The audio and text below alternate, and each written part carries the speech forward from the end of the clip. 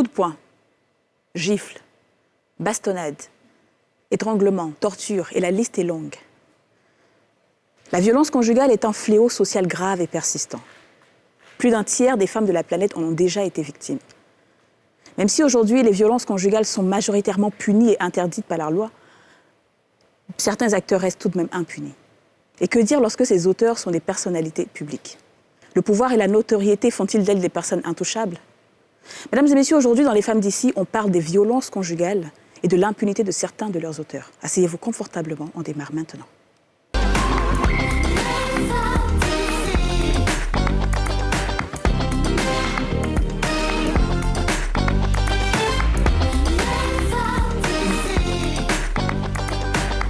Je vais faire semblant que je lis mes trucs. Faire genre, tiens, là, une note.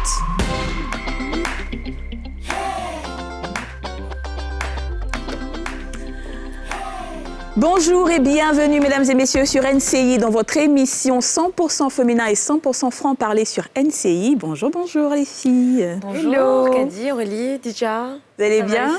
Génial. Alors, j'aime bien ton rouge à lèvres, Aurélie. Merci. C'est fait exprès pour l'émission d'aujourd'hui et Ça a une signification particulière. ça a une signification particulière, oui. Alors justement, aujourd'hui, tu le dis bien, tu fais bien de le préciser, on parle de violence conjugale, donc c'est un sujet pas très fun, mais qui est très très important. Alors vous l'avez vu, cette sortie il y a quelques jours, assez récemment en tout cas, la liberté provisoire accordée à Sidiki Diabaté, donc auteur et artiste malien, pardon. Et alors même si l'enquête est toujours en cours, on n'a pas encore de décision définitive par rapport aux accusations de séquestration et de torture de sa compagne Mariam Sow. J'aimerais savoir ce que vous pensez de cette liberté provisoire déjà. Moi, je pense que ce choix a été largement influencé par le fait que ce soit une personnalité publique. Je pense qu'un homme lambda serait resté en prison tout simplement. Je ne suis évidemment pas d'accord avec ce procédé-là, mais c'est déjà acceptable. Le fait qu'il ait passé quand même quelques temps derrière les barreaux, c'est déjà acceptable et on espère avoir une suite, même si je ne suis pas très sûre. C'est ça je pense, la Alors, même si on ne connaît pas encore la décision de justice finale, je trouve quand même que c'est dans tous les cas déplorable qu'on puisse toucher à une femme. La femme, c'est le cocon de la maison, c'est la douceur, c'est la tendresse. Porter atteinte à une femme, même si souvent aussi, quand on dit les femmes, nous on aime chercher par là, mais de là à en arriver à porter main à une femme, pour moi, c'est déplorable et je trouve que c'est... Je ne suis pas d'accord avec... Alors, moi, Sidiki Diabaté, le fait qu'il soit libéré, je pense déjà que c'est une très bonne chose qu'il soit allé en prison. Parce que beaucoup d'hommes, aujourd'hui, frappent des femmes et ils ne vont pas en prison. On a vu Arafat ici qui a cassé assiette, 8 têtes des gens. On ne l'a même pas appelé pour dire... On dit quoi? Rien ne s'est passé. Donc, que Sidiki aille déjà en prison, pour moi, ça montre une volonté manifeste de dire que quel que soit ton statut dans la société, ben, si tu fais un acte qui est punissable par la loi, ben, tu vas en prison. C'est bien. Après, je pense qu'il y a quelque chose qu'il faut retenir, c'est que pour l'instant, tant qu'il n'est pas reconnu coupable, effectivement, légalement, avoir la possibilité de recouvrer sa liberté, ne serait-ce que temporairement, ça ne devrait pas être quelque chose qui nous scandalise. Ceci dit, c'est vrai que c'est une caution de 15 millions de francs CFA, que tout le monde ne peut pas se permettre, qu'une personne comme lui peut se permettre. Donc là, déjà, il y a une question financière qui est importante et qui est à prendre en considération.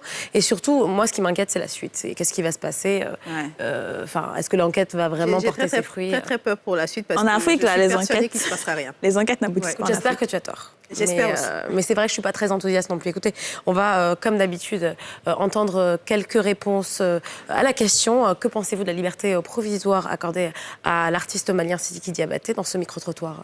Écoutez. Par rapport à sa libération, je suis contre, parce qu'il devait rester là-bas. Parce que s'il sort, qu'est-ce qui prouve qu'il ne va pas continuer? Sauf si on lui a donné, comment on appelle, les papiers où on propose pour ne pas qu'il s'approche de la dame. Voilà, donc c'est ça. Je crois que le juge a mal fait de libérer Sidiki parce que, selon moi, le fait de battre sa femme est un délit. Voilà pourquoi il est allé en prison. Je n'ai pas vraiment compris pourquoi ils l'ont libéré. Parce qu'il devait rester encore en prison. Le fait qu'on le libère, malgré qu'il frappe sa femme, ce n'est pas un bon exemple à suivre. Voilà, donc il va retourner en prison. Mais bon, qui suis-je pour le juger? Il n'y a que le juge. Si le juge a trouvé bon de le libérer, je ne peux que l'accepter. Je dirais que je ne suis pas d'accord avec la libération de Sidiki Diabaté parce que je crois que chacun de nous a au moins entendu l'histoire on sait ce qui s'est passé, on connaît les chefs d'accusation qui ont pesé contre lui. On sait que d'un point de vue naturel, normal, on sait qu'il a eu tort de frapper sa femme et toutes les preuves l'ont incriminé. Maintenant, moi aujourd'hui, je tombe des nues en apprenant qu'il a été libéré. Je suis étonné parce que c'est pas normal. On sait tous que la Côte d'Ivoire est un état de droit. On prône aussi l'émancipation de la femme, le respect de la femme. Donc ce qui est juste, c'est de pouvoir le garder, le condamner même encore en prison pour ce qu'il a fait à sa femme, parce que c'est pas normal. Il faut respecter la femme, il faut véritablement prendre soin de la femme. Donc pour moi, Sidiki Diabaté, tu restes en prison, c'est ça. J'aime bien ce qui est bien, c'est bien que ça. ce soit un homme qui Un jeune homme. soutienne la cause des femmes. Ça, c'est la Je trouve génération très de bien. demain, C'est ça. une jeune génération qui a compris l'importance d'une femme et c'est très bien. Je suis très Et puis contente surtout, de ça. c'est quoi cette violence, quoi? Femme, homme, enfin, je veux dire, t'as un partenaire, t'as un conjoint, pourquoi lui porter la main? Aller jusqu'à porter main. Et puis attends, ce qu'on a vu comme image, je sais pas si vous C'est choquant, C'est pas des petits coups, c'est de la- quoi. c'est des brûlures tortures. avec le fer à repasser, enfin des C'est choses. les tortures. Parce qu'en fait, il y a des personnes, La torture. quand ils arrivent à un niveau de leur vie, quand tu as la célébrité, par exemple, tu es comme un demi-dieu. Les gens te vénèrent, les gens se couchent en bas de toi. Donc, tu vas vers la perversité et tu deviens une personne vicieuse, en fait. Bon, ben, on va en parler avec des spécialistes aujourd'hui qu'on accueille sur notre plateau. Nous avons deux belles dames. Madame Néné Fofana Sissé, directrice régionale Engender Health. Vous pouvez venir. Alexandra Azo, du Conseil national des droits de l'homme. Marie-Paul Ocry, responsable chargée des interventions sociales de la Ligue. Et Madame Honorine Adou, juriste. Bonjour, bonjour. Bonjour à tous les gars. Bienvenue. Donc quel plateau on a? Oui, un plateau chargé. Chargé, Plus de belles femmes. Avec des femmes à la tête pleine. C'est ça, exactement. Alors, bienvenue, mesdames. Avant d'ouvrir l'entretien avec vous, je propose qu'on regarde ce reportage sur l'affaire Sidiki Diabaté, qui est un artiste malien qui a été accusé de sévices, de torture, de violence envers sa compagne d'avant. Et on a fait un reportage dessus. Il a été libéré sous caution. On regarde tout ça et on revient sur le plateau. D'accord? Reportage signé Chèque Bleu. Septembre 2020, la toile est inondée de ces images atroces. Des images qui provoquent l'émoi car ces mutilations auraient été infligées par la star malienne adulée par des millions de personnes, Sidiki Diabaté. La victime, Mariam Sow, plus connue sous le nom de Mamacita sur les réseaux sociaux, accuse le prince de la Kora de violences physiques répétées, de viols et de séquestration. Mais ce sont ces lésions datant de 2019, toujours visibles, qui mettent le feu aux poudres. Les soutiens à la compagne de Sidiki Diabaté fusent aussitôt sur les réseaux sociaux comme dans la rue. Plusieurs manifestations au Mali, conduites pour la plupart par des femmes, réclament l'arrestation de l'artiste. Le 23 septembre 2020, le musicien est transféré à la maison centrale d'arrêt de Bamako.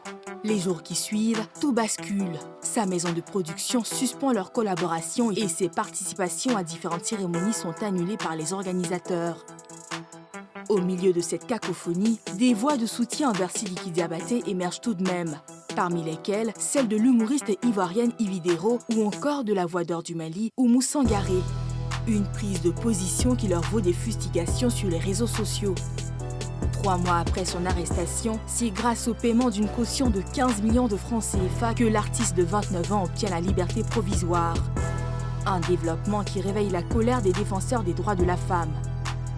Elles sont nombreuses, ces stars qui sont citées dans des affaires de violences faites aux femmes, comme l'artiste nigérian D'banj, le producteur américain Harvey Weinstein, dont le scandale avait donné naissance au mouvement MeToo, et en Côte d'Ivoire, Feu Didier Arafat, protagoniste principal de cette scène surréaliste survenue en 2012.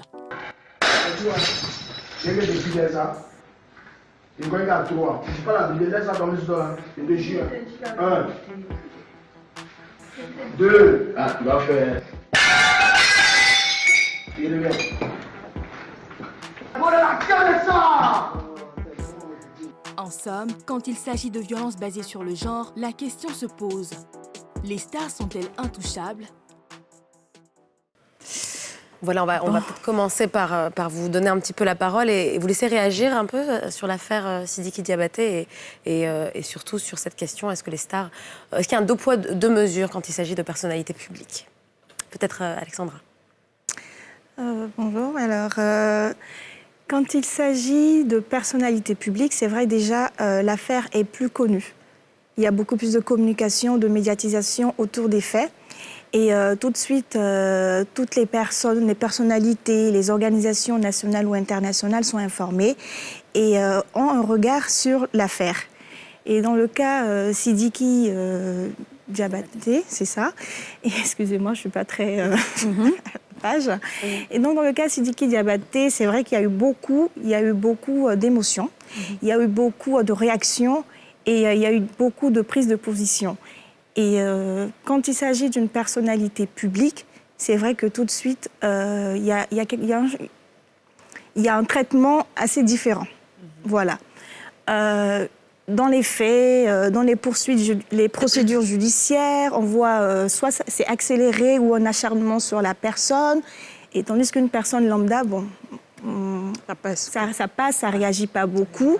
Et là, tout de suite, dès qu'il y a des organisations qui sont informées, qui sont sur l'affaire, les choses avancent ou n'avancent pas.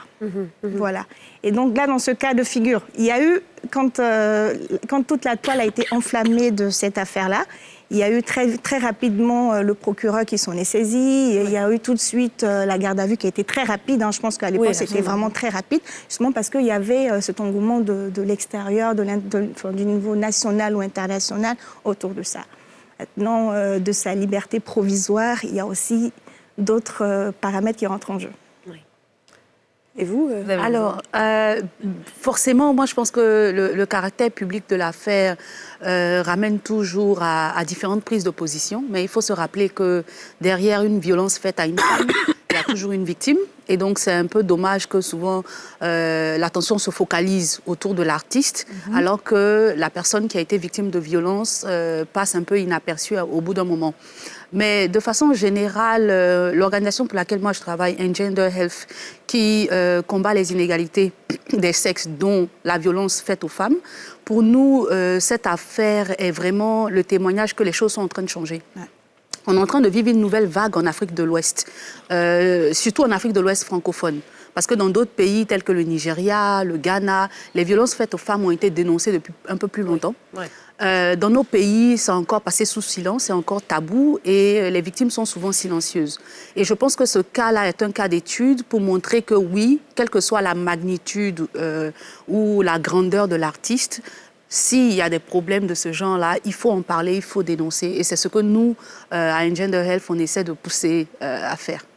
Oui, mais alors pour autant, on entend quand même pas mal de personnes et de voix se soulever aussi en faveur de la personne, de se dire, bon, c'est un peu un trésor de la musique, est-ce qu'il mérite d'être fustigé comme ça? Et justement, est-ce que c'est pas parce que quand on est star qu'on a ce soutien aussi de tous ces fans qui ne veulent pas accepter la possible réalité? Qu'est-ce que vous en pensez, Marie-Paul? Je pense que ça vient de la banalisation de la violence faite aux femmes.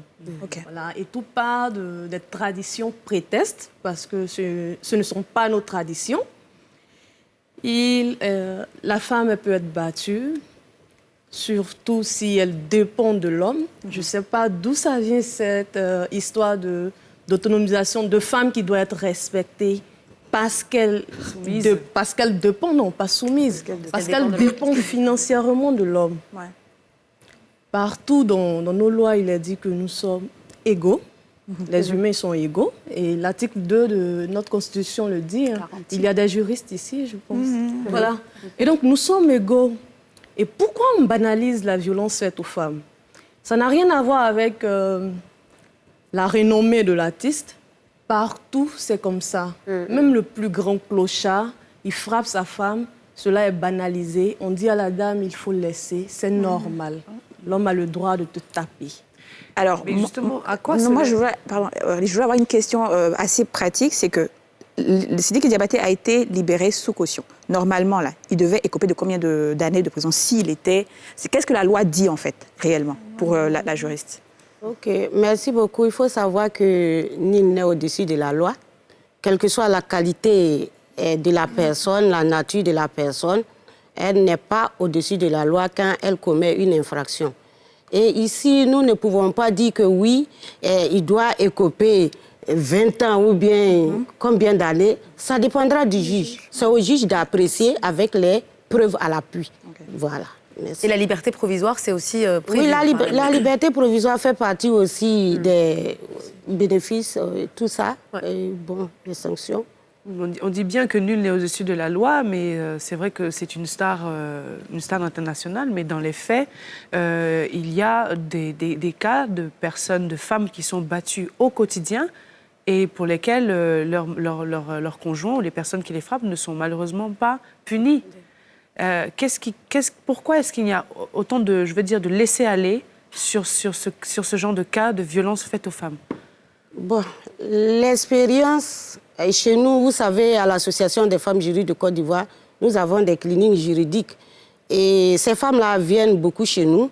D'abord, ce qu'on a compris, c'est que ces femmes-là, soit elles ne mesurent pas le danger de la situation qu'elles vivent, elles ignorent que ces violences-là peuvent aller jusqu'à la mort, peuvent les conduire jusqu'à la mort. Il y a ces femmes-là aussi qui viennent. Et puis, bon, parce que l'éducation même d'abord leur a fait croire qu'elles sont des femmes, elles doivent subir cela. Elles sont nées pour vivre la violence, elles sont nées pour respecter, pour accepter ces violences qu'elles vivent.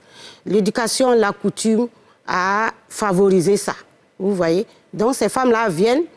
Bon, et j'ai compris aussi que le noir, il aime plus la vengeance que de faire valoir les droits, que la justice. Pourquoi?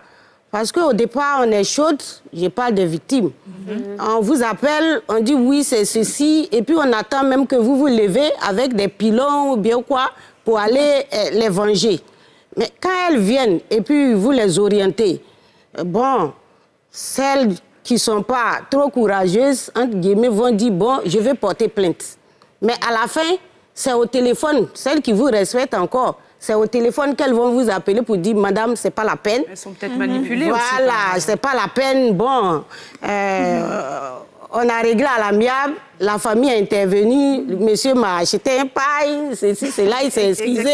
Et cette vous voyez un peu. De famille revient très souvent parce qu'en Afrique, on dit quand on épouse une personne, on épouse toute la famille. Voilà. Et lorsqu'il y a des cas de violence, on a tendance à dire c'est ton mari, on essaie de s'arranger ensemble, ça va plus se répéter, mais ça se répète toujours. Et finalement, la femme se dit bon, je vais encore aller parler de ça, ça va se résoudre de la même façon, autant ne pas en parler du tout.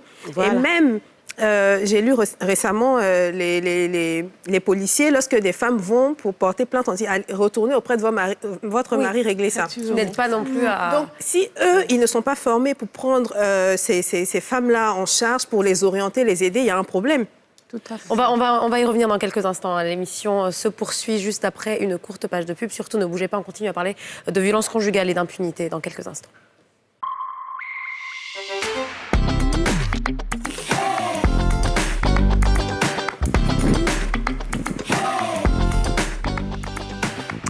Bonjour et bienvenue si vous nous rejoignez. Vous êtes sur NCI dans votre émission Les femmes d'ici et aujourd'hui on parle de violence conjugale et l'impunité de certains des acteurs.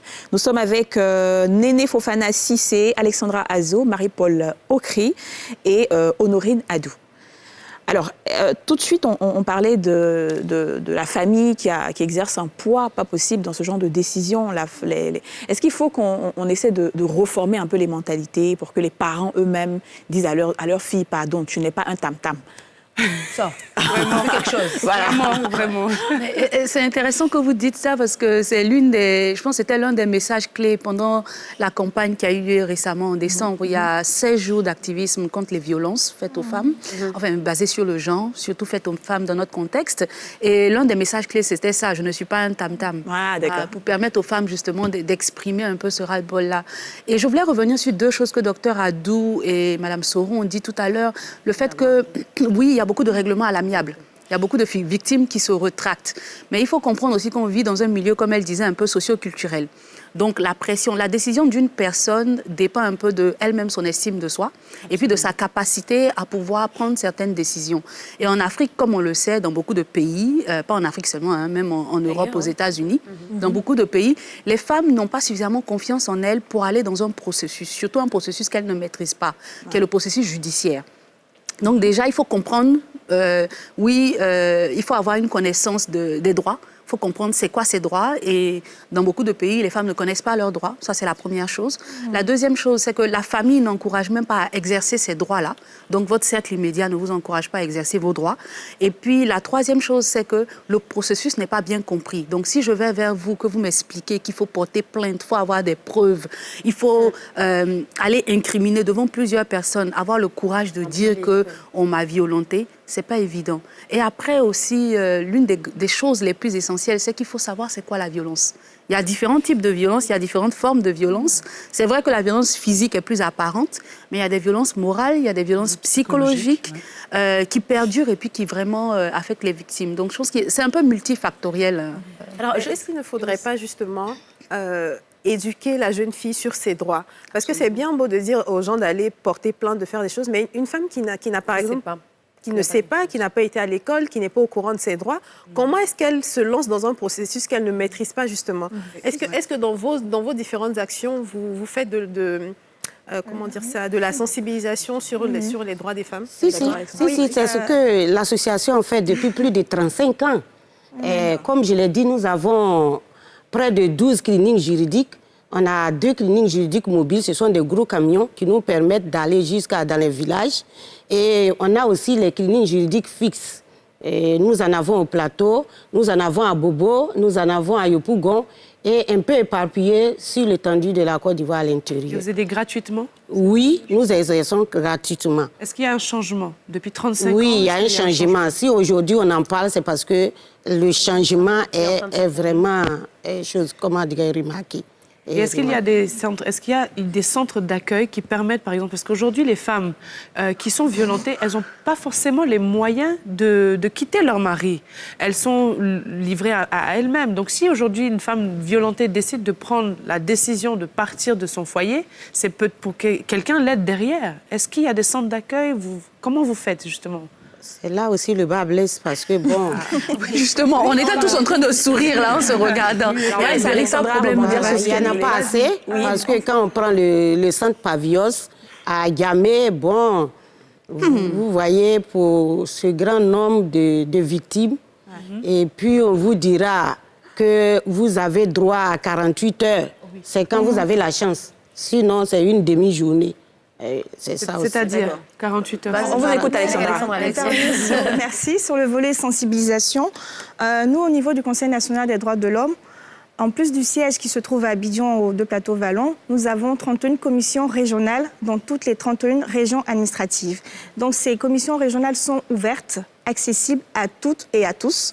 Et on a un numéro vert, si je peux le dire, qui est le 800 00 888, qui est ouvert 24 heures sur 24 et qui est gratuit. En plus de cela, on a des saisines qu'on reçoit sur nos réseaux sociaux, sur notre site internet, par appel aussi, autre que le numéro vert. Et les personnes aussi peuvent se déplacer au niveau du Conseil national des droits de l'homme, que ce soit ici ou à l'intérieur. Et ce qu'on fait, c'est que c'est vraiment de grandes campagnes de sensibilisation. Notre mandat, on est habilité à faire de la promotion, de la protection et de la défense des droits de l'homme. Donc, en termes de promotion, on va vers les populations pour leur expliquer leurs droits et aussi leurs devoirs. Donc, au même titre qu'on explique les droits, on explique les devoirs. Parce que le premier devoir de l'homme, c'est de respecter le droit de l'autre pour pouvoir accepter ses droits.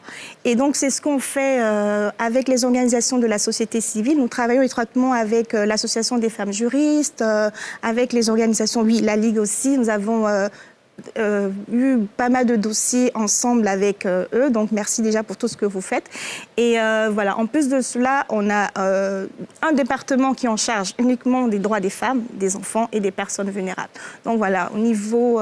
Donc, on peut dire que la protection, elle est là, la sensibilisation existe. Exactement. Il y a beaucoup d'ONG et d'organismes et d'institutions qui s'en occupent. Ouais. Pour autant, le problème est toujours bien réel. Demeure toujours. Alors, je sais que vous l'avez évoqué un petit peu, Néné, c'est multifactoriel. Il y a à la fois des questions d'ordre culturel, des questions d'ordre socio-économique. Il y a beaucoup de critères différents. Maintenant, revenons à la loi en elle-même.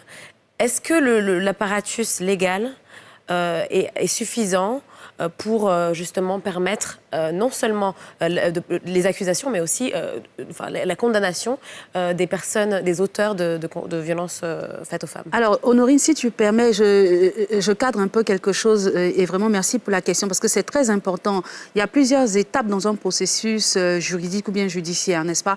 Déjà, comme on a dit, il faut connaître ses droits et puis après, il faut comprendre le process et puis il faut commencer. Et puis après, il faut aller à chaque étape. Alors, en ce moment, le corpus juridique, Honorine pourra peut-être mieux se prononcer dessus, mais une des choses que nous, en tant qu'organisation, on remarque, dans la plupart des pays d'Afrique francophone, pas seulement la Côte d'Ivoire, il est faible. Il y a eu les accords du protocole de Maputo que la plupart de nos pays ont ratifiés, mais qui ne sont pas mis en œuvre, qui ne sont pas en application. Donc, on a besoin de décrets d'application, on a besoin de textes d'application qui n'existent pas encore.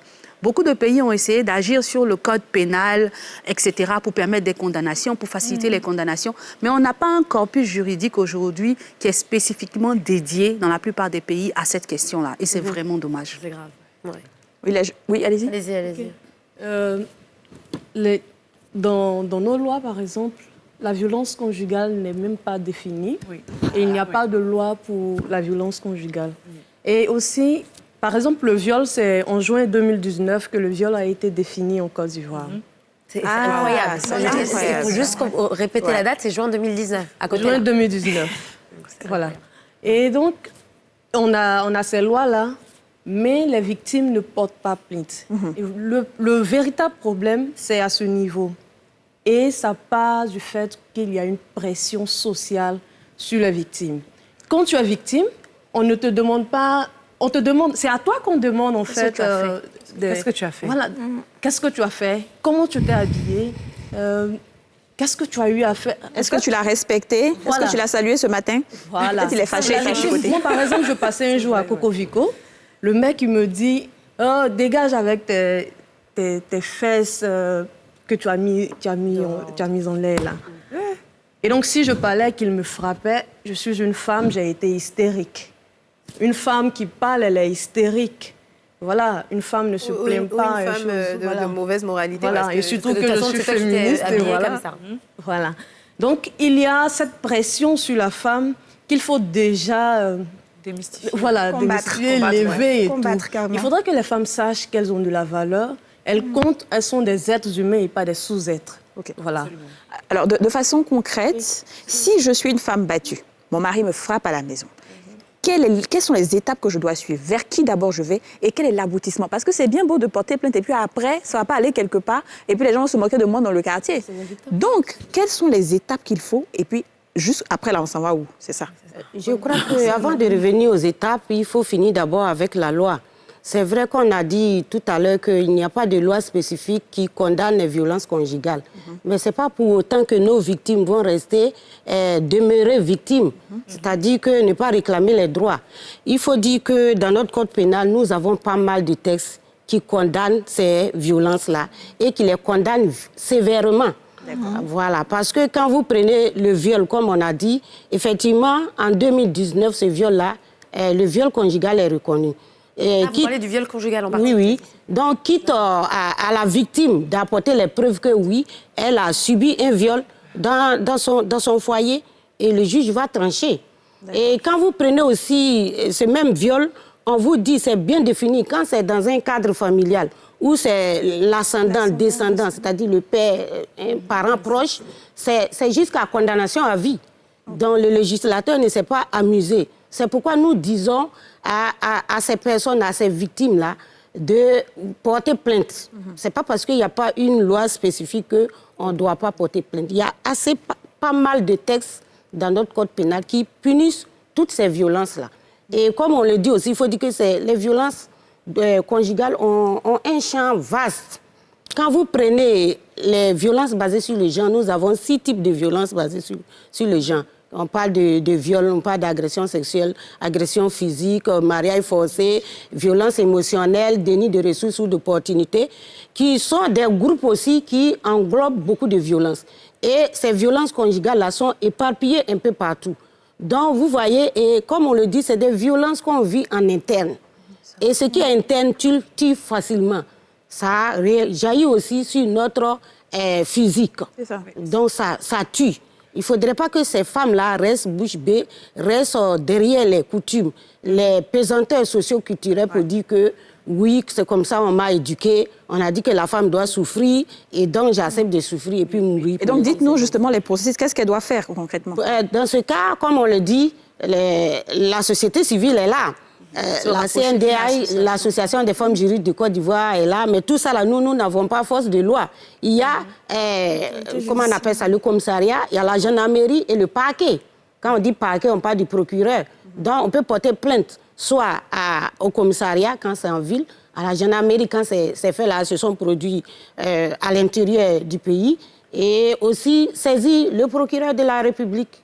Est-ce qu'il y a un accompagnement psychologique des femmes battues et des enfants aussi, parce que la violence rejaillit. Oui, le ministère de la Famille, en collaboration avec l'UNFPA, ont mis en place des plateformes qui permettent à ces personnes-là. Donc, les plateformes, ça veut dire que toutes les fonctions sont regroupées.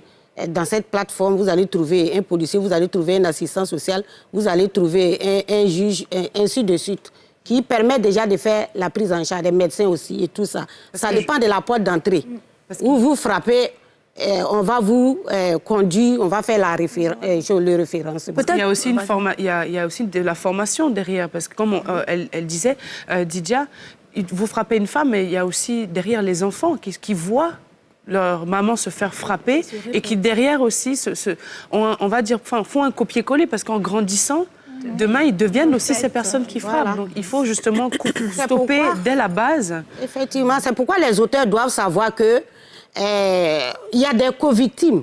C'est-à-dire que ce n'est pas la victime seulement qui subit, mais toutes ces personnes qui sont autour. Vous allez voir, et c'est pourquoi aujourd'hui on ne peut pas finir avec ces victimes, ces infractions, parce que l'enfant qui a vécu dans un tel cadre aussi peut grandir avec la violence. Oui. Vous voyez, il peut grandir avec la violence, mais ça peut jouer aussi sur ses études, sur sa psychologie, sur sa personne et tout ça. Et donc aussi, c'est des auteurs d'infractions qu'on est en train d'éduquer là. On va continuer avec vous tout à l'heure, mais on doit marquer une page pub. Okay. On se retrouve tout juste après la page pub. Merci beaucoup.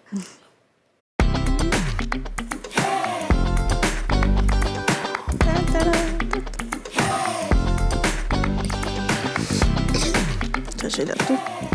Bienvenue à vous si vous nous rejoignez sur le plateau des Femmes d'ici. On continue à parler de violence conjugale et d'impunité de ces crimes. Nous sommes toujours en compagnie de nos invités, Madame Néné Fofana Cissé, Marie-Paul Okri, Alexandra Azo et Honorine Adou. J'ai failli faire la petite erreur.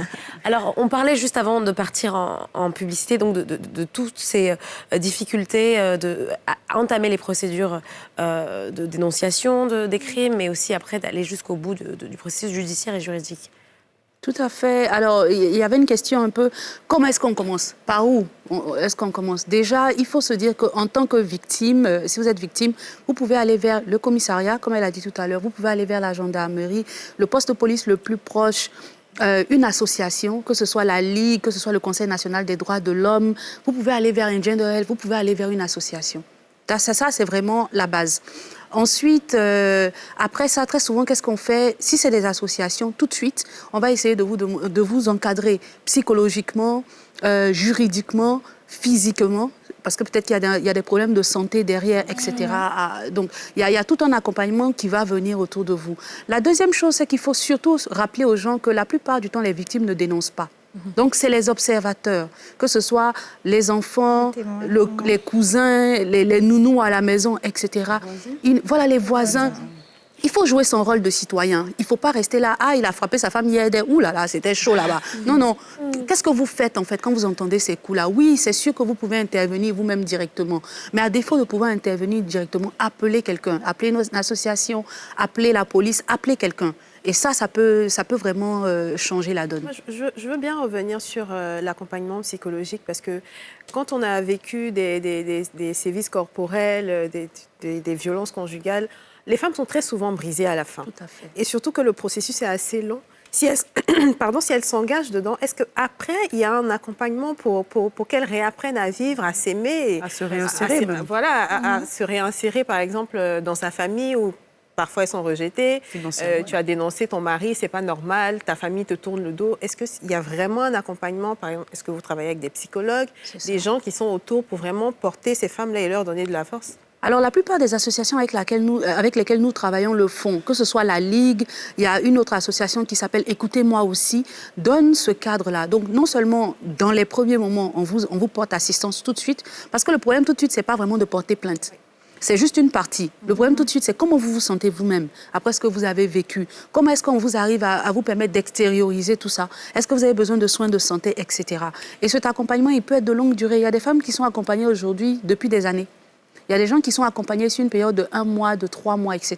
Il y a des psychologues aujourd'hui en Côte d'Ivoire qui donnent de leur temps bénévolement, donc sans prendre d'argent parce qu'on sait que c'est difficile financièrement pour permettre cet accompagnement-là. Donc il y a différentes associations. Allo, c'est Écoutez-moi aussi, Écoutez-moi Côte d'Ivoire, Overcome, la Ligue. Il y a différentes associations vraiment qui travaillent sur ces volets-là. Justement, Marie-Paul, vous vouliez intervenir. L'association des femmes juristes aussi. À la Ligue, lorsqu'on reçoit un cas, il faut dire qu'à la Ligue, les cas viennent à nous et nous allons vers eux. Parce que on a dit qu'il ne faudrait plus que les femmes soient seules. Voilà. Et donc, quand les victimes viennent à nous, déjà, on essaie de les écouter. À la Ligue, il y a plusieurs départements. Il y a le département social, dont je suis la chef. Il y a aussi le département juridique. Lorsque je finis de faire mon travail, je travaille en collaboration avec les assistants sociaux. Je les conduis vers les assistants sociaux qui, eux, nous donnent des psychologues qui travaillent bénévolement avec nous, ce qui est vraiment, vraiment très gentil de leur part. Et on observe la femme, on discute. Est-ce qu'elle est prête à porter plainte? Si oui, on la conduit vers le service juridique et qui met maintenant la procédure en marche.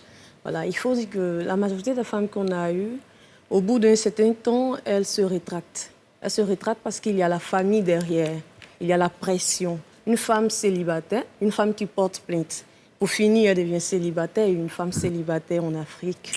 Ouais, c'est mal vu. C'est ce que déjà. Je préfère être célibataire que morte parce qu'à la fin, ça peut. C'est justement ce qu'il faut Malheureusement, beaucoup de femmes ne le savent pas. C'est pas de leur faute. Ils ne voient pas ça comme ça aussi. Pas de leur faute. Votre travail est vraiment plus lourd que ce qu'on pense parce qu'il y a l'accompagnement de la femme derrière, c'est vrai, mais il y a aussi les enfants qui sont là. Et comment faire changer les mentalités africaines qui justement, qui n'arrivent pas à comprendre ou qui expliquent justement que c'est tout à fait normal on va dire, de frapper sa femme si elle fait une bêtise. Et par rapport à ce que tu dis, Aurélie, même quand tout à l'heure vous évoquiez le viol conjugal, je ne suis pas sûre qu'il y ait beaucoup de personnes dans nos pays qui pensent que le viol existe entre... Il y a une étude qui a été menée il y a quelques mois à peine, une petite étude, côté taille, voilà, à petite échelle.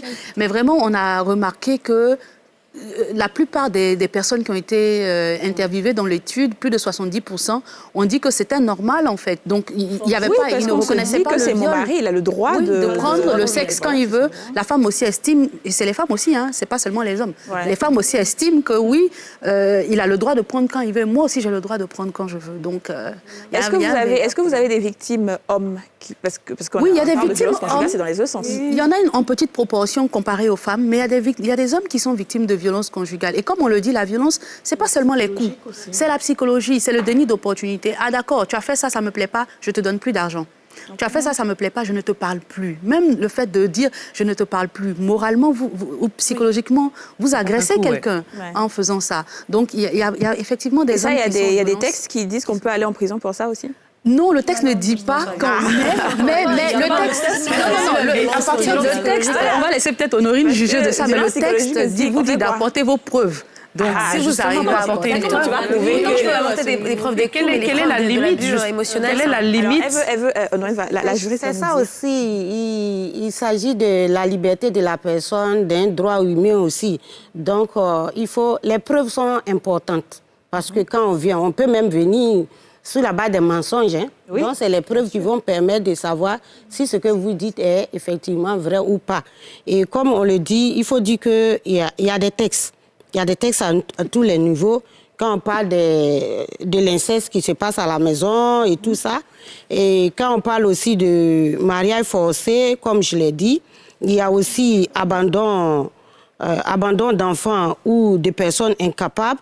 Déni de lorsque, ressources. voilà, ça c'est les dénus de ressources, c'est-à-dire que lorsque vous enceintez une femme, par exemple, et puis vous la laissez, vous l'abandonnez, ou bien vous vivez bien avec la femme sous le même toit, et puis du jour au lendemain, vous disparaissez. Vous laissez les enfants à la charge de la femme. Parce que c'est des choses, il faut préciser, nos femmes, nos mamans ne savent pas que c'est puni par la loi. Donc c'est des choses qui sont même empêcher une femme de faire le commerce. Vous voyez? Oui, Déni de ça, il y a beaucoup qui doivent aller en prison. Il y a aussi des gens, oui, il y a des personnes. Est-ce qu'il est jaloux? Il y a des personnes, quand elles marient la femme, elles l'empêchent même d'aller voir ses parents, bien d'avoir des amis. Et tout ça, c'est puni par la loi. C'est puni. C'est pourquoi j'ai dit que... difficile à prouver. C'est ça le problème. Non, voilà. Pour revenir à cette question de déni d'opportunité et en quelque sorte d'indépendance financière. Quelque part, le gros problème, c'est aussi le fait que beaucoup de femmes n'ont pas cette autonomie financière. Je me trompe, vous n'êtes pas d'accord? C'est pas que quand on a la capacité de partir et de savoir qu'on peut se retourner, qu'on a de l'argent, qu'on a un travail. Alors, une des choses qu'on a remarqué sur les violences conjugales, c'est que dans tous les niveaux socio-économiques, elles existent. Même parmi les personnes qui ont le plus d'argent. Donc, on se dit souvent que oui, et quand on dit plus d'argent, c'est pas que le mari a plus d'argent. La femme, souvent, a plus d'argent. Mais la société, comme elle disait tout à l'heure, dit une femme célibataire, c'est pas bon. Plus la pression donc, il faut rester dedans malgré tout ce qu'il y a. Mais il y a une chose sur laquelle je voulais revenir. On parlait un peu de prise en charge tout à l'heure. En Côte d'Ivoire, il n'existe pas de centre fonctionnel à 100% de prise en charge des cas de violence conjugale ou de violence basée sur le genre. Ça va les décourager. Donc, il y a les assistants sociaux qui sont là, qui aident, les centres sociaux qui aident. Mais vraiment, il y a eu un effort avec le centre Pavios pour mettre en place un centre où, quand vous avez été victime de violence, vous pouvez aller là-bas en attendant de vous refaire, et il n'est pas vraiment fonctionnel, malheureusement. À quoi cela est dû? Est-ce que c'est un manque de soutien de l'État? Qu'est-ce qui se passe en réalité? On peut le dire comme ça. Bon, je ne sais pas, mais il faut dire que l'État, quand même, à travers le ministère de la Famille, a mis en place les assistants sociaux qui apportent de l'aide. Mais il faut dire que c'est une formation, c'est le B.A.B.A. qu'on leur a donné. Ce ne sont pas des psychologues à l'origine. Et donc, les psychologues eux-mêmes, ils sont chers parce que quand la femme vit le traumatisme, vous voyez qu'elle est laissée pour compte. Sauf que, bon, peut-être que si le ministère de la Famille est au courant, on peut prendre un psychologue pour sa prise en charge. Sinon, ce travail-là est fait par les assistants sociaux qui n'ont pas cette formation-là. De la prise en charge... Revenir sur ça. De manière spécifique. Oui, Marie-Paul Ocré. Je pense qu'il faut qu'on se dise la vérité. Il faudrait que le ministère de la Femme travaille à mettre en place des centres d'accueil fonctionnels. Voilà. On va pas aller on va pas les caresser dans le sens du poil. Fonctionnel, c'est quoi exactement? Il faut être plus précise. Moi, comme je vous ai dit, je suis chef du département social. Ouais. Quand je travaille avec les femmes, j'appelle au ministère, on me dit qu'il y a... Déjà, c'est difficile même. La procédure est difficile et longue. Donc, une femme qui est déjà maltraitée à la maison, elle va venir se mettre dans cette procédure-là, mais elle se dit, bon, je vais vivre ce que je vis. Cas, ouais. Voilà. Et donc, quand tu appelles au ministère, ils te disent que déjà, il y a des critères pour pouvoir accepter une femme dans leur centre. Et leur centre, ils acceptent que... Moi, ils m'ont dit 3 jours. Madame Honorine me dit 48 heures. J'ai eu un peu de chance, voyons. Donc, après 3 jours, tu repars chez ton mari. Les critères spécifiques, c'est ça? C'est que c'est juste accepter une personne 3 jours et après on la relève? Il faut justifier avec preuve qu'on est battu. Voilà. Et donc, si tu vis une violence psychologique, ouais. c'est pas du tout gagné. Non. Et il faut préciser, à part les centres sociaux qui essaient de vous accompagner et puis les différents organes dont on a parlé, le centre Pavios, qui est censé être le centre de référence de prise en charge, n'a que 8 lits. 8 lits. 8 lits pour toute la Côte d'Ivoire. Est-ce que vous avez des chiffres sur les femmes qui sont violentées en Côte d'Ivoire aujourd'hui, en 2020, enfin on va dire fin 2020? Quels sont les chiffres de nombre de femmes? Le problème même, c'est surtout les chiffres. Il n'y a pas assez d'études. Il y a AIDF de Mme Constance Yahi qui a mené, je pense en 2017 par là, une étude où, sur Abidjan seulement, il y a eu 70% de femmes qui étaient battues. Bon, pas battues, qui souffraient de violences conjugales. Puisqu'il y a tout là-dedans. Il ne faudrait pas que je dise battues. Voilà, à Abidjan seulement. 70%.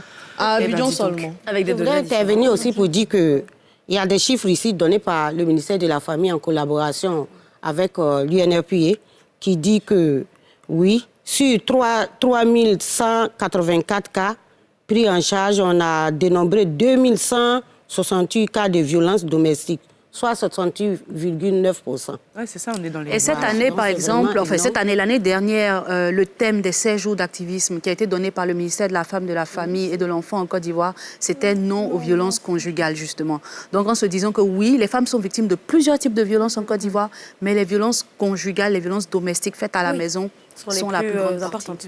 Moi, je voudrais revenir sur cette histoire de prise en charge, parce que je trouve ça quand même très grave qu'on ne puisse pas avoir de centre. Une femme qui est battue, qui n'a pas de ressources, qui veut aller au bout de sa procédure, mais qui n'a nulle part où aller. C'est normal qu'à la fin, elle décide de laisser tomber. Au moins, elle a un toit sur sa tête. S'il n'y a pas de centre, s'il n'y a pas un accompagnement sur le long terme, c'est difficile pour une femme qui n'a pas de ressources. En ce moment, ça se fait vraiment par des bénévoles et des volontaires. La plupart des associations qui sont ici, les personnes de bonne volonté, la famille. Et très souvent, tenez-vous bien, les familles même ont du mal à accepter les propres membres. Pourquoi? Donc, si tu acceptes ta sœur qui a été battue par son mari, toi, ton mari te regarde. Il te juge. Je sais que moi, j'ai été contactée récemment par des personnes, parce que j'aide souvent des personnes qui me contactent sur Internet. Il y a une dame qui me dit qu'elle a son mari qui l'a laissé, parce que la femme dormait avec ses 5 enfants au marché, et elle les a recueillis, elle les a mis à la maison. On ne sait pas où le monsieur est parti, il a disparu, parce qu'il n'y a plus d'argent. Et donc, elle est là comme ça. Après, elle disait qu'elle avait des difficultés pour payer, quoi, je ne sais pas, j'ai aidé comme je pouvais. Mais après, je veux dire, on peut faire quoi? Il faut vraiment encourager les femmes. Il faut encourager les femmes à se prendre en charge. C'est ça la première chose, c'est la base. Il faut qu'on se prenne en charge nous-mêmes, il faut qu'on ait les moyens. C'est pourquoi nous existons, nous faisons ces sensibilisations-là pour éveiller leur conscience. Parce que la femme a été victime depuis le début. D'abord, c'est elle qui n'a pas été scolarisée. Donc déjà, ça joue sur son expression, ça joue sur ses engagements, ça joue sur ses finances. Vous voyez? Donc, elle est victime depuis le début. Et c'est ce que nous essayons Alexandra, vous voulez parler un peu? Oui, alors merci. Je suis là pour ça. C'est aussi la raison pour laquelle bon nombre d'organisations de la société civile ou d'institutions ont mis sur l'autonomisation financière des femmes. Donc, on passe par des formations pour qu'elles puissent avoir des activités génératrices de revenus, pour qu'elles puissent se prendre en charge et prendre aussi leurs enfants en charge quand elles se retrouvent dans ce genre de situation, parce que c'est bien vrai que la grande majorité des femmes victimes de violences conjugales sont des femmes qui sont laissées pour compte, qui n'ont pas beaucoup de moyens, qui n'ont pas de grandes ressources. Donc c'est surtout pour ça que voilà, on est tous unanimes là-dessus. On doit vraiment renforcer nos efforts pour l'autonomisation financière de la femme. Et peut-être, en plus d'autonomiser les femmes, aider les femmes à se prendre en charge, je pense que c'est une question de communauté. Alors, une communauté ne peut pas fonctionner si la moitié de la communauté est brimée ou bien opprimée. Donc, il faut vraiment un effort communautaire. Je pense qu'il y a quelques études qui nous ont montré qu'avant, nos sociétés étaient protectrices. Nos sociétés n'acceptaient pas qu'un homme batte sa femme. C'est-à-dire, dans les villages, il est à côté, il est en train de taper, quelqu'un vient et il y a des conséquences à ça. Mais aujourd'hui, on est en ville, le voisin tape, chacun ferme sa porte et puis on dit, c'est chaud là-bas. Hein. Voilà. Donc, et même filmer, et souvent même, ça prend des téléphones portables pour filmer la scène au lieu d'intervenir. Je trouve ça on se désolidarise beaucoup de plus en plus. Vous avez vu l'année dernière sur un cas qu'on a eu ensemble avec la Ligue. C'est une personne de l'autre côté de la rue qui filmait la femme qui tombait. Qui descendait de l'immeuble, là, oui. Et un autre, on voit sur la vidéo qui rentre chez lui. Elle tombait de l'immeuble. Alors pendant qu'elle tombe, un autre qui rentre chez lui tranquillement, comme si il ne s'est rien passé, tout va bien. Il y a une banalisation de la violence, en fait. Tout ce qui touche la femme est banalisé parce que la souffrance même de la femme est magnifiée. C'est ça. Ma mère chargeait le fardeau, c'est une brave femme. C'est une femme forte. Une brave femme africaine. Comme si on avait besoin de supporter, exactement. Écoutez, malheureusement, le temps nous manque, donc il va falloir conclure. Mais par contre, je vais vous autoriser peut-être à donner quelques numéros verts, des petits centres d'appel pour les personnes qui seraient dans des situations de difficulté, qui ne sauraient pas vers qui se tourner. Quelles ressources on pourrait leur donner très rapidement? Alors très rapidement, merci beaucoup pour cette opportunité de lancer notre numéro vert du Conseil national des droits de l'homme, qui est le 800 00 888. Donc pour tout témoin ou victime de cas d'atteinte ou de violation des droits, vous pouvez saisir le Conseil national des droits de l'homme via le numéro vert, via les réseaux sociaux, sur le site internet et aussi dans les 31 commissions régionales, aussi bien évidemment au siège d'Abidjan de Plateau. Alors, il y a aussi sur les réseaux sociaux différentes organisations qui sont représentées, que ce soit la Ligue, l'Association des femmes juristes, Gender Health. Il y a beaucoup de hashtags que vous pouvez utiliser pour suivre. Il y a un qui a été lancé, Touche pas à ma sœur, qui est assez populaire, donc qu'on peut suivre également et puis poster et puis demander de l'aide sur les réseaux sociaux. Mais n'hésitez pas à aller vers n'importe quelle association. Il y a un autre numéro vert aussi, mis en place par le ministère de la Famille avec l'UNFPA, qui est le 1308, c'est-à-dire 1308. Voilà, 1308. Voilà, qui fonctionne 24 heures sur 24 heures, qu'on peut aussi contacter gratuitement. Et nous, à l'association, comme elle le dit, on n'a pas de numéro vert, mais on a un contact, le 20 32 28 24, que vous pouvez appeler aussi. Voilà. Merci beaucoup. Oh, pardon, je vous écoute, Marie-Paul. À la Ligue, on peut contacter, on n'a pas de numéro vert pour le moment. On a le 07 20 44 56. On a aussi la page de la Ligue sur Facebook, Twitter et Insta.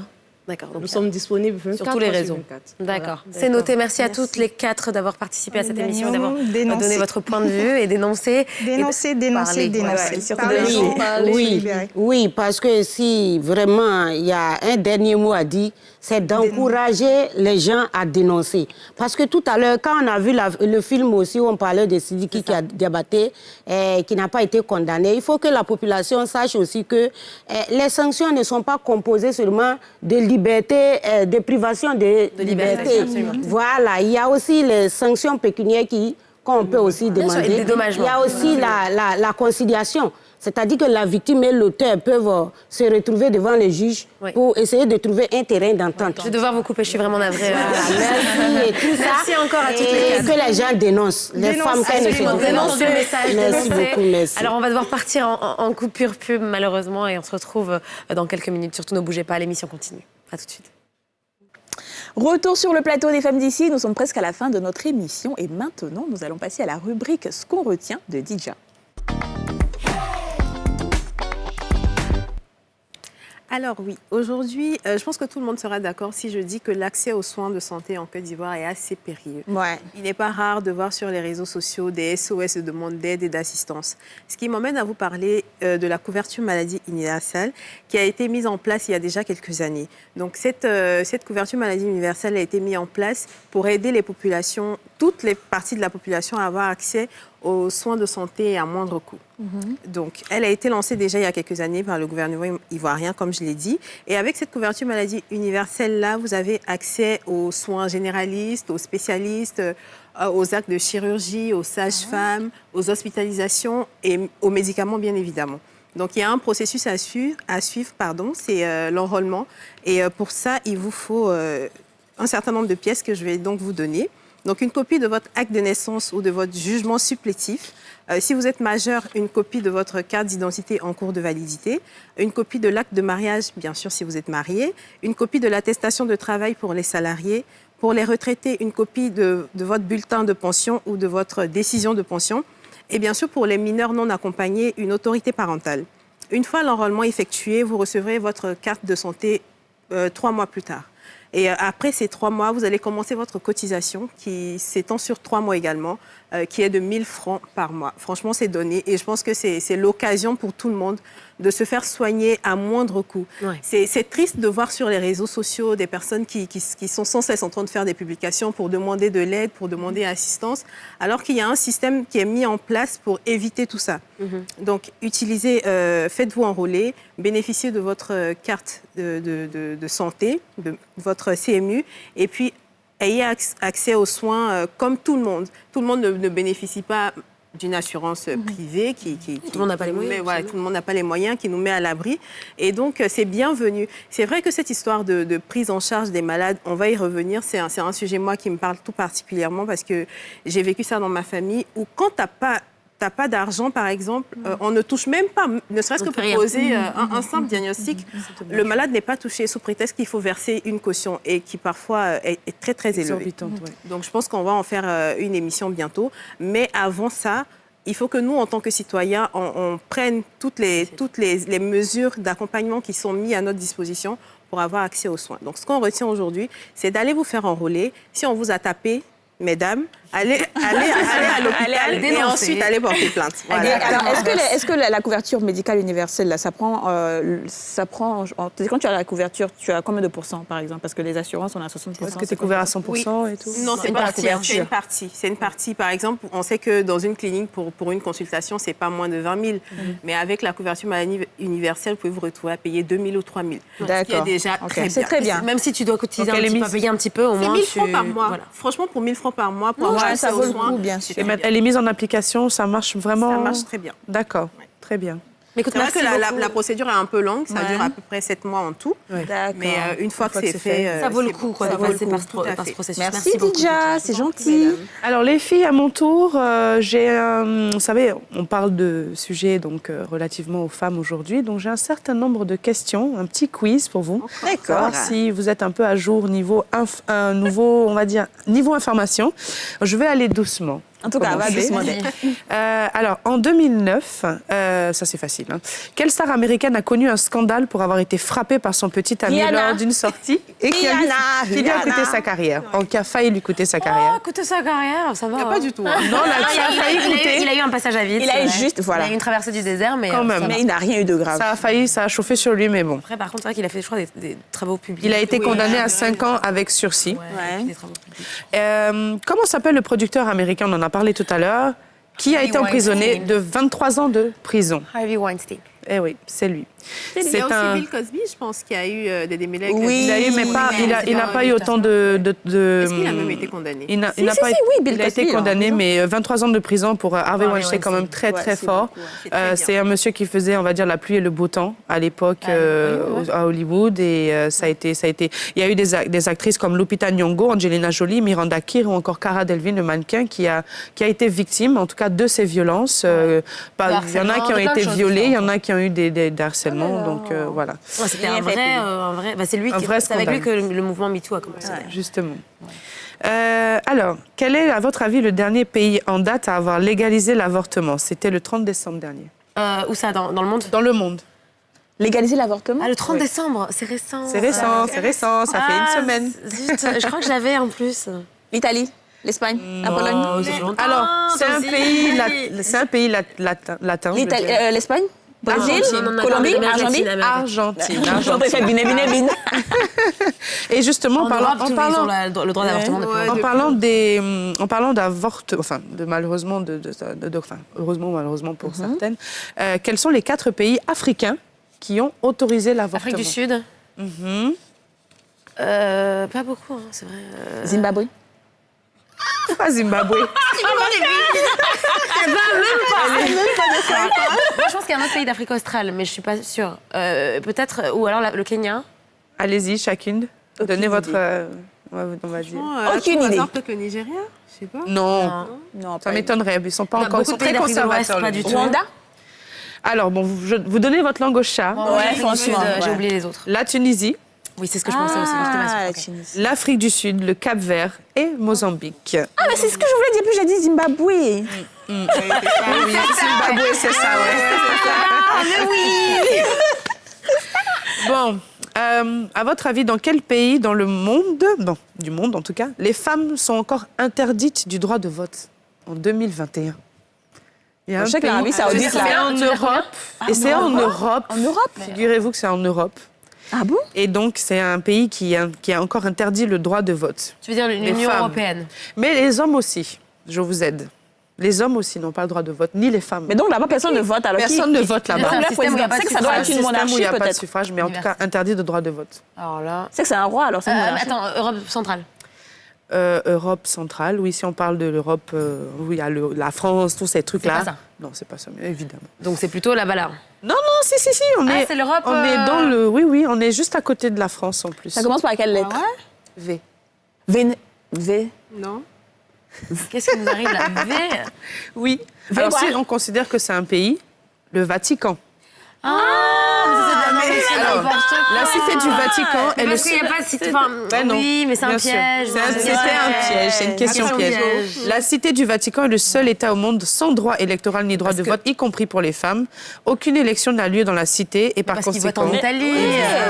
Non, parce que le pape, qui est le chef de l'État, est élu par le collège des cardinaux de l'Église catholique. Ça, je sais, mais je veux dire, les Italiens, même qui résident à côté dans la cité du Vatican, ils votent pour d'autres choses. L'Italie vote, mais le Vatican, non. Si tu fais partie du Vatican... Et donc, si tu es citoyen du Vatican, tu ne votes pas? Non, c'est l'un collège qui fait partie du Saint-Siège, qui forme une entité souveraine distincte de la cité du Vatican. Le pontife, il n'est pas élu, je suis d'accord. Oui, voilà.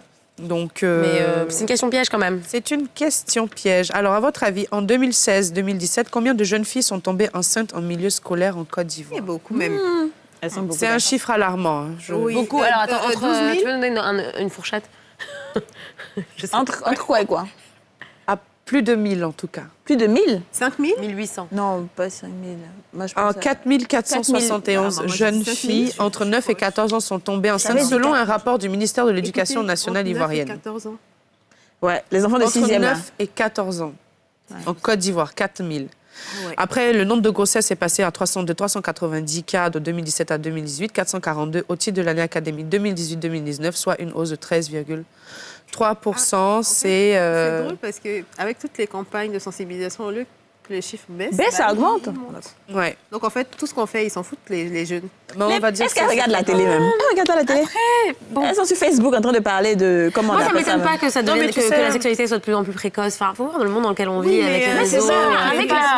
C'est une sorte de violence aussi, faite psychologique à certaines jeunes filles qui n'ont malheureusement pas les moyens, parce que quand j'ai lu l'article, certaines jeunes filles, elles quittent leur village pour aller dans un autre village pour étudier. Elles sont livrées à elles-mêmes et malheureusement... Et parfois, c'est les profs, C'est pas entre élèves, c'est parfois les profs. Bien sûr, il y a aussi des abus comme ça. Et voilà les filles. Merci beaucoup Aurélie. J'espère que de votre côté, depuis chez vous, vous avez tenté de répondre à ces questions.